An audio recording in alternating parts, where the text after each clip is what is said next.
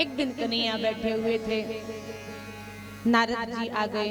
नारद ने कहा, प्रभु आपके जो पांडव हैं ना, ये पांडव यज्ञ कर रहे हैं। यज्ञ कौन सा यज्ञ?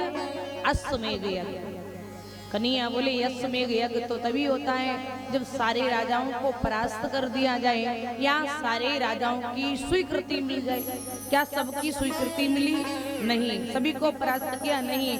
महाराज जो मगध देश का राजा है ना जरासंध, जरासंध को परास्त नहीं किया, उसकी कोई स्वीकृति नहीं है। कन्हैया बोले, तो ऐसे अश्वमेध यज्ञ नहीं हो सकता। कन्हैया हस्तिनापुर पधारे और अर्जुन से कहा, अर्जुन चलो हम जरासंध को परास्त करके आते हैं, तभी इस यज्ञ को करने का फल हमको प्राप्त होगा। सो कन्हैया, अर्जुन और भीम तीनों ब्राह्मण का रूप बना करके गए। कन्हैया पंडित जी बन गए और जैसे ही ब्राह्मण का रूप लेकर के गए, मगध देश जरासंध के मंत्रियों से कहा, जाओ जाके जरासंध से कह दो ब्राह्मण देवता आए हैं आपसे मिलने। जरासंध ने ब्राह्मणों का नाम सुना, सो दौड़ा दौड़ा आया। जय हो जय हो, स्वासेवक सदन स्वामी आगमनु, मंगल मूल अमंगल दमनु। आज मेरा जीवन धन्य हो गया, मेरा घर, मेरी कुटिया पवित्र हो गई। ब्राह्मण देवता पधारे हमारे घर। देखो, मैं आप ब्राह्मणों को बहुत मानता हूँ।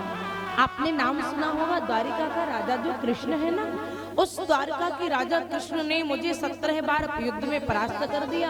18वीं बार मैंने आप जैसे 21 ब्राह्मणों को मंत्र जाप पर बिठाया और ब्राह्मणों की मंत्र जाप करने का ऐसा प्रभाव हुआ कि 18वीं बार द्वारिका का राजा कृष्ण रण छोड़ के ही भाग गया।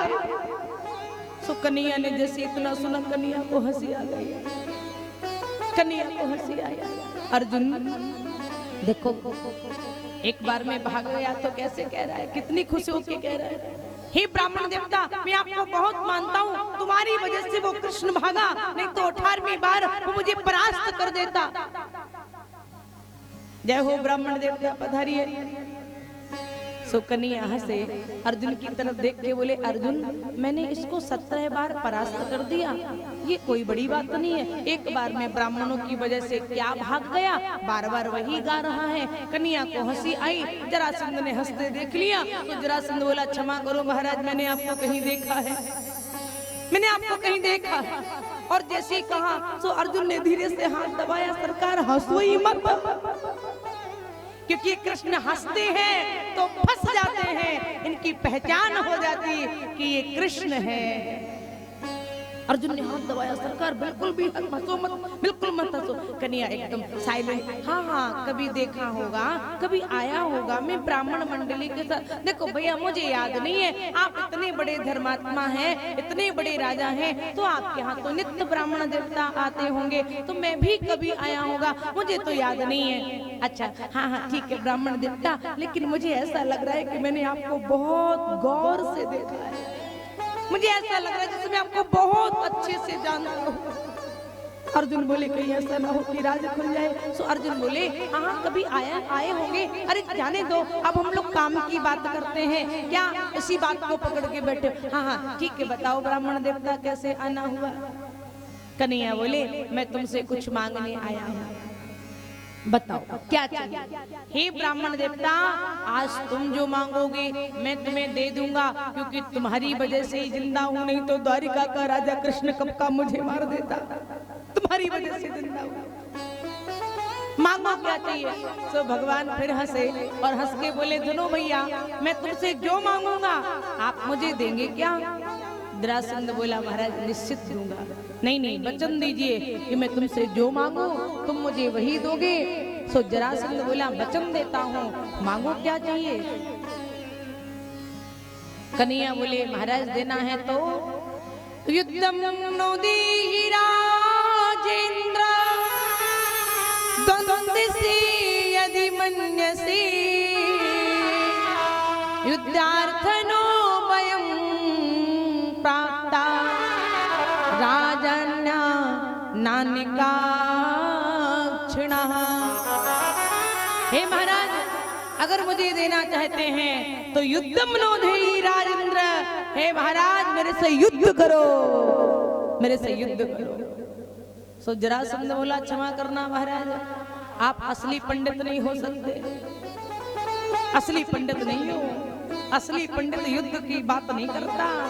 असली पंडित तो धन दौलत इत्यादि मांगता है, अपनी जीविका के लिए साधन मांगता है, लेकिन युद्ध की भीख मांगने वाले तुम कोई छत्री हो, तुम बैरोपिया के रूप में बन के आए हो हमारे पास। कौन है आप?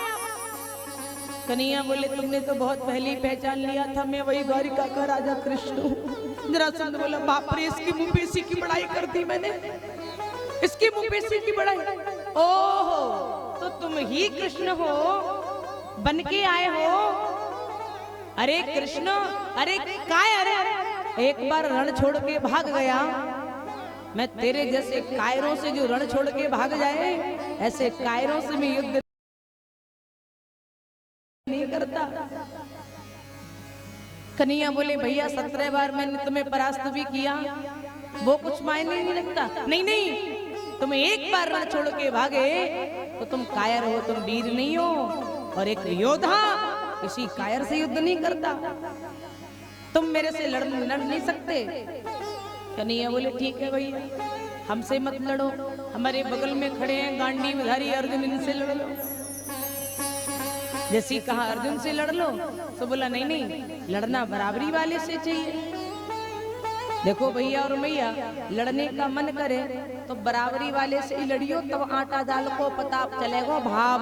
बोलो राधे राधे, जोर से कहिए राधे राधे, और जोर से कहिए राधे राधे। जो आपसे कमजोर है बेचारा वैसे मरा मराया भाषा का लड़ो, बराबरी वाले से लड़ो, तब पता चले आटा दाल का भाव। सो महाराज जरासंध बोला, तुम हमारे लेवल के नहीं हो अर्जुन, मैं तुमसे युद्ध नहीं कर सकता। भगवान बोले, ठीक है, अर्जुन तुम्हारे लेवल का नहीं है, अर्जुन तुमसे युद्ध नहीं कर सकता, तो तुम भीम से युद्ध कर लो। बोले, भीम से कर सकते हैं, भीम ठीक है। अब जैसे भीम ने सुना, सो भैया भीम फूले ना समाए, भीम तो फूले ही ना समाए। अरे इतनी बड़ी योद्धा ने हमसे युद्ध करने के लिए हाँ कर दिया, अर्जुन को नकार दिया, इसका मतलब कुछ हमारे अंदर होगा। कन्हैया बोले, भैया भीम जब लड़ोगे तब पता चलेगा तुम्हारे अंदर कुछ है कि इसके अंदर कुछ है, युद्ध तो होने दो। महाराज दूसरा दिन आया, युद्ध प्रारंभ हुआ, और जैसे युद्ध प्रारंभ हुआ तो आज जरासंध ने पकड़ के भीम की खूब अच्छी रगड़ लगाई, अच्छी रगड़, और जैसी रगड़ लगाई, शाम को युद्ध बंद हुआ। भीम भागे और भाग के कन्हैया के पास गए, कृष्ण हे प्रभु, पूरा दिन हो गया लड़ते लड़ते, मैंने इसकी बल की थाह नहीं ले पाई, प्रभु चलो भागो यहाँ से, नहीं तो ये हमारे प्राण ले लेगा। भगवान बोले, अभी तो ऐसे फूल रहे थे, हमारे अंदर कुछ होगा, अब लड़ो। प्रभु मैं नहीं लड़ सकता, मेरे अंदर इतनी सामर्थ्य नहीं है, मैं नहीं लड़ सकता। भगवान ने कहा, लड़ना पड़ेगा, ऐसे हम नहीं भाग सकते। देखो भैया, कल जब तुम लड़ने जाओ तो लड़ना उससे, देखना मेरी तरफ, ठीक है। दूसरे दिन युद्ध प्रारंभ हुआ, लड़ते लड़ते भीम ने कन्हैया की ओर देखा, मेरे कृष्ण ने एक तिनका उठाया, तिनके को बीच से फाड़ दिया। भीम ने इशारा देख लिया, भीम ने जरासंध के दोनों पैर पकड़ के बीच से फाड़ दिया, और जैसे फाड़ दिया तो भीम प्रसन्न हो गए कि जरासंध मर गया, लेकिन जरासंध तो फिर से चिपक के जिंदा होके खड़ा हो गया, फिर से जिंदा हो गया। और जैसे ही जरासंध फिर जिंदा होके खड़ा हुआ तो भीम भागे, बचाओ कन्हैया बचाओ, वो मरा मराया जिंदा हो गया। कन्हैया बोले, भैया डरो मत, डरो मत, जरासंध तुम्हारे पास यहाँ नहीं आएगा, वो रण में ही लड़ेगा, यहाँ नहीं आएगा। सो भीम बोले, सुनो कृष्ण, अब तो ये मरने वाला नहीं है, चलो भाग चलो। कन्हैया बोले, मैं तो नहीं जाऊंगा। सो भीम बोले, तुम नहीं चलते तो मैं अकेले ही भाग जाऊं क्या? नहीं नहीं, तो मत भागो, कल तुम जब लड़ने जाओ तो भैया भीम ठीक से देखना मेरी तरफ, तुमने कल देखा था पर ठीक से नहीं देखा था, आज तुम लड़ने जा रहे हो, ठीक से मेरी तरफ देखना, तब लड़ना। तीसरा दिन आया, युद्ध लड़ने गए। महाराज लड़ते लड़ते भीम ने कृष्ण की ओर देखा, कन्हैया ने तिनका उठाया, तिनके को बीच से फाड़ दिया, दाएं को बाएं, बाएं को दाएं उल्टा करके फेंका, और उल्टा करके जैसे ही फेंका तो भैया जरासंध का गोविंदाय नमो नमः हो गया। बोलिए भक्तवत्सल भगवान की जय हो। उल्टा करके फेंका। जब तक कोई सीधा नहीं करेगा तब तक जुड़ेगा नहीं। इसलिए महाराज भगवान ने जरासंध का वध करवाया और उसी जरासंध का मुकुट निकाला भीम ने, और मुकुट लेकर के जरासंध आए, यज्ञ हुआ, और यज्ञ में कौरव भी आए, कौरव भी पधारे। पांडवों ने ऐसा महल बनवाया है जहां जल की जगह थल दिखता, थल की जगह जल दिखता है। दुर्योधन आया, जल को थल समझा, थल को जल समझ के जाने लगा। सो महाराज द्रौपदी ने देख लिया ऊपर से, और द्रौपदी ने हंसते हुए कह दिया, अंधों के अंधे ही होते हैं। बस पड़ गई महाभारत की नींव, पड़ गई महाभारत की नींव। सारे कौरव मारे गए।